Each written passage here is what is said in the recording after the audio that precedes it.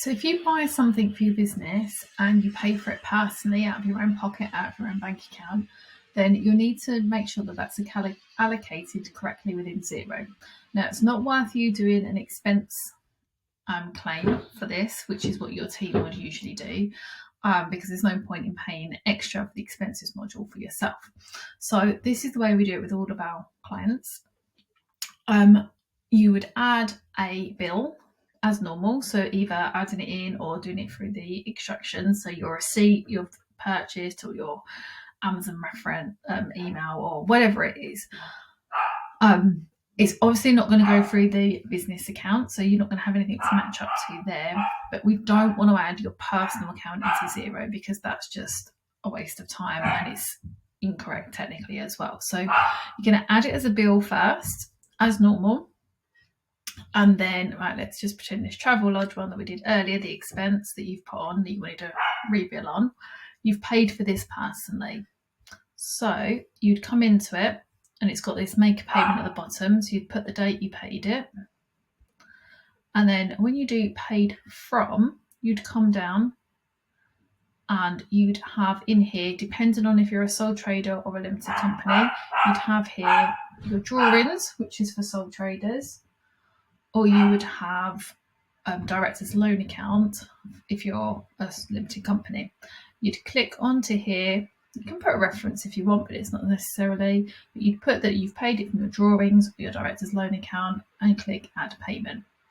You can then pay yourself it. So that's another way you can do it. So if you've paid yourself, paid for it out of your own pocket, you can then make a payment from your business account into your personal account and match it up as normal. So instead of saying it's a payment to you, you'd say it's a payment to cover this purchase, or you can do it like this and then this just gets taken off your bill at the end, so it reduces what you've taken out of the business. Either or is okay.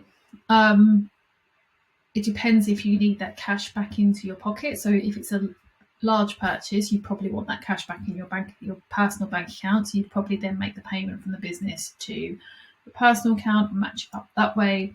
Or if it's just the odd £2 here, £3 there, you probably are happy for it just to get conjured off of what you've taken out during the year and then reduce your drawings, reduce your potential dividend liability as well. So you just put add payment and it will get marked as paid and it will get allocated to your account so that it will be accounted for correctly. Now, if it's not coming up in that drop-down list, if you come into the chart of accounts, I'll just show you the director's loan account. Now, I know the code is 835, but you can search director's loan as well.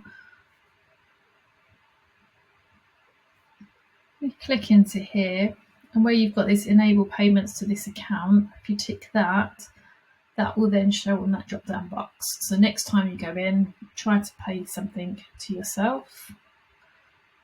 So let's just choose one as a example. That is now in there as direct loan account, so you can put things mark paid to there. So that's how you would repay yourself if you've paid something personally.